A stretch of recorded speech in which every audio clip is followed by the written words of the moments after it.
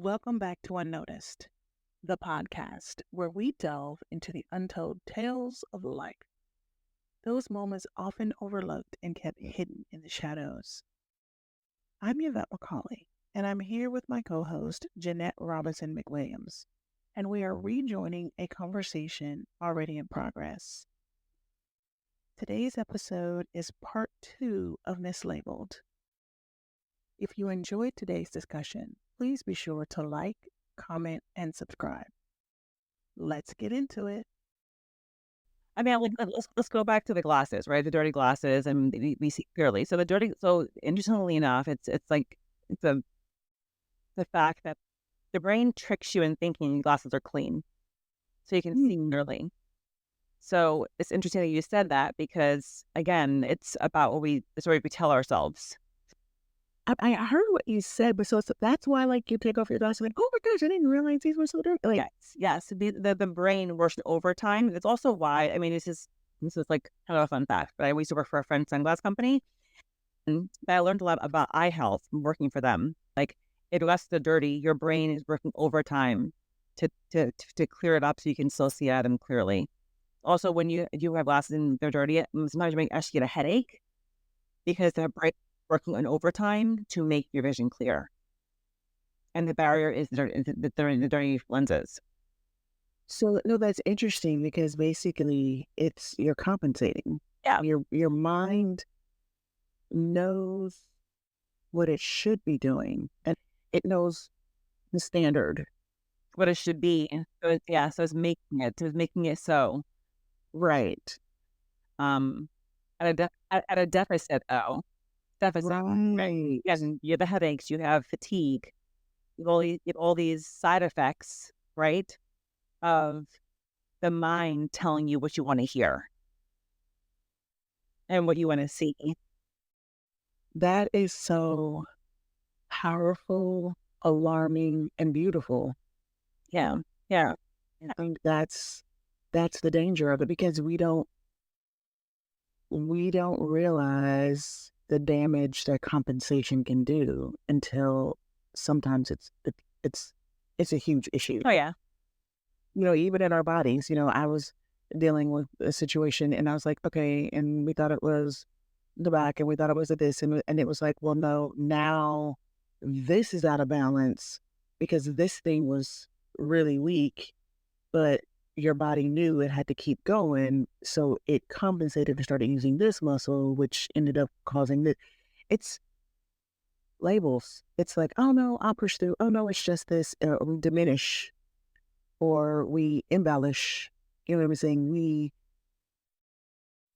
We are dangerous, fickle humans. Like it's really, really, and not just to others or ourselves. And so that's why in wholeness, in honesty, in authenticity, it's just to me a reminder of how important that is. And also, to your point, the power of a label and the danger of a mislabel.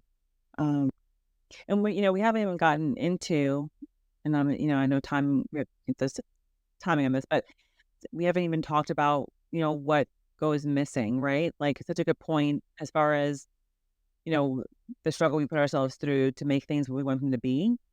But it's also like, we're filtering the world through these like labels, these lenses, and the process, we're really missing out on so much potential, whether it's for ourselves or for external relationships, and what if we start to question those labels, right? What if instead of saying, I'm not creative or I'm not good enough or I don't deserve this or this, friendship is whatever, or whatever, blah. It's like, what could I create if I tried, right? Like, what if instead of labeling someone as difficult or too much or not showing up enough, like maybe it's giving that person, again, the grace, the benefit of like, maybe they're going through something too, or maybe they don't have, like we're saying, maybe it's that people are not showing up on purpose. It's because they just don't know how.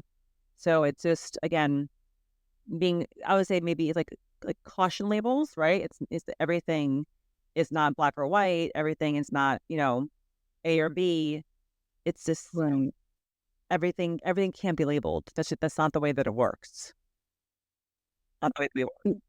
I agree. And I love what you said about, maybe we start to challenge some of those labels and, become curious, become open-minded, not pushy or trying to kick our way into rooms or situations. But to your point, being kinder to others is kind of like, well, what is wrong with you or what is wrong with them? And it's maybe, like you said, well, what are they going through? Well, what happened to them? And maybe it isn't necessarily, asking them those questions as much as it's asking ourselves those questions, like you say, as a reminder to extend grace, as a reminder to be human, you know what I mean, towards one another. Because I love how you said earlier, it's not that I'm just trying to be everybody's best friend, but at the same time, there's a human condition, compassion that we should always be able to extend.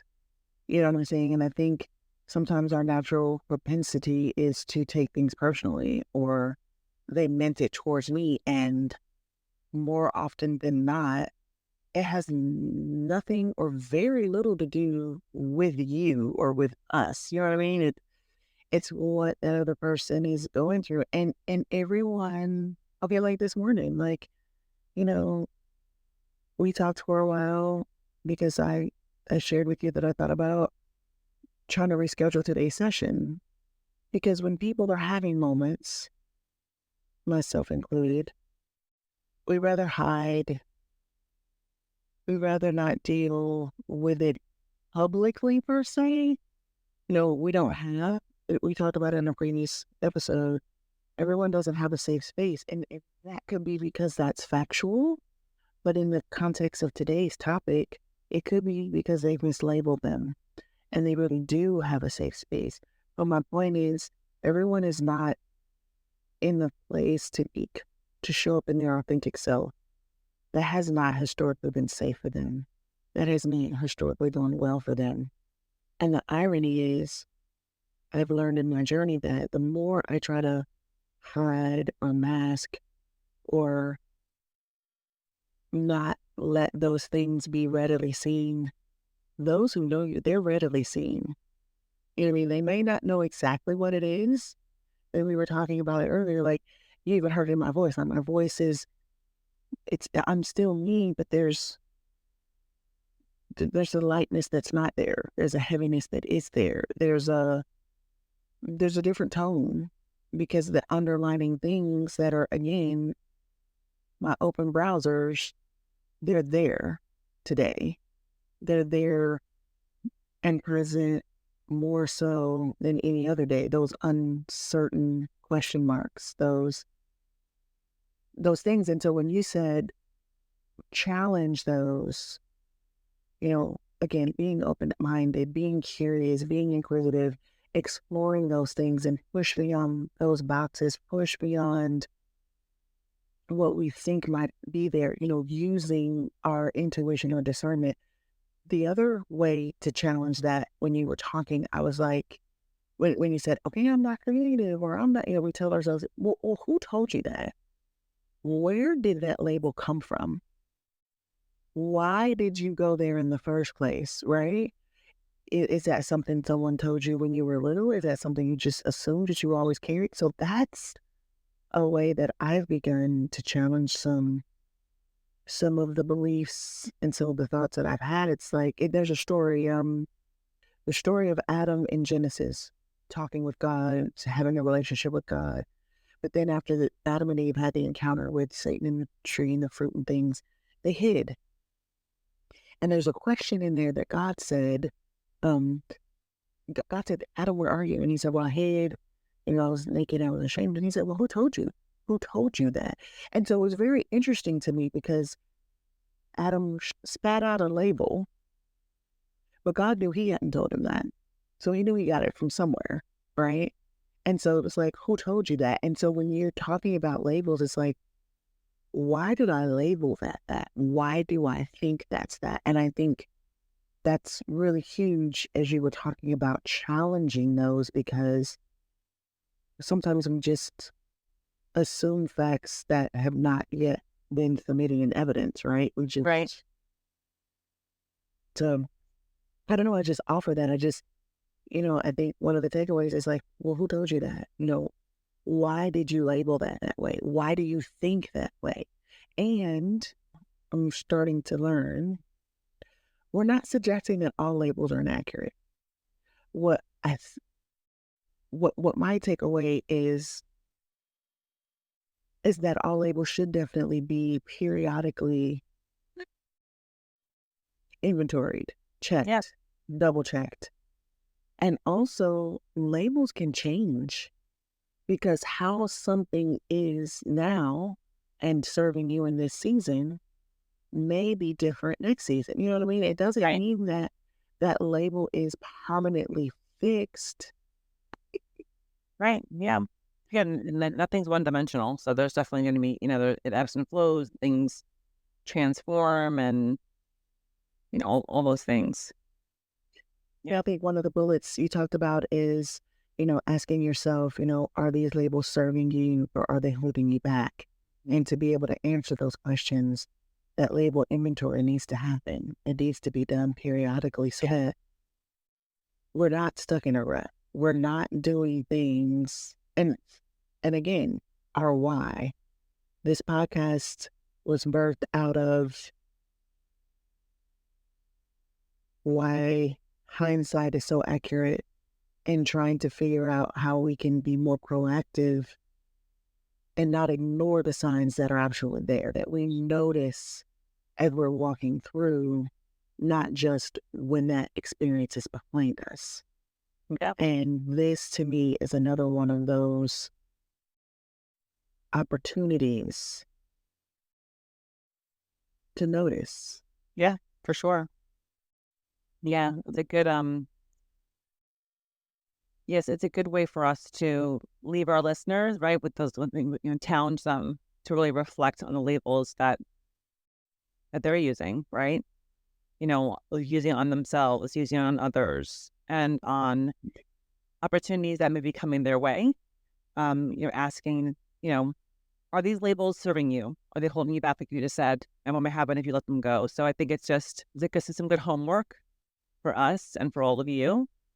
Um, it's just to be asking yourselves those questions, doing those breath checks, doing those wellness checks on yourself, to really see how you're navigating your everyday, some the better, for your Yeah. health and your mental. Yeah. Is there room for growth? Yeah, Is there room for improvement? And which ones, you know, like you say, don't serve you. And this isn't about, I love that. I think that is great homework, what you said. Um, because this is one of those ongoing conversations, right? This is not a one and done. Um, as we support each other in breaking free from the labels that limit us, um, as we just are honest in those inventories, and that's hard to do. uh-huh. That's hard to do because the example that you shared about the glasses, we're still looking through those lenses. So at some point, you know, we got to check in with ourselves so we can move beyond the boxes that we put ourselves in. And I think, like you said, asking those questions when we're interacting with others to give them grace. And in these moments, I'm grateful for the grace that you extended to me this morning as we were chatting and preparing to do this episode. And I still wonder why sometimes for me personally and other people, but mostly me, why it's so hard to give myself that grace. Because it was your grace, the grace that you extended to me that really was a lifeline this morning to just keep moving and to show up. You? Yeah, I'm always. I mean, I think, like you said earlier, I mean, the premise of this podcast is really to create a community of safety, and sharing of authentic storytelling. Um, I think a lot of what we go through on a daily basis is experienced by many others as well. So I think having opportunity to be able to release and to share how you're feeling and doing that check in, on a personal level, I think is important obviously we have to start with each other, right? We can't be online talking about authenticity, relationships, friendships, grace, respect, if we're not actually like living them. So, I thank you for your courage and, in recording this episode and being vulnerable. And I thank all the listeners for joining us today. So, if you found this episode helpful, be sure to subscribe and share it with someone who might need to hear this message and this conversation. And until next time, take care and please, please, please keep challenging those labels. Yes. This is Yvette And this is Jeanette. signing off.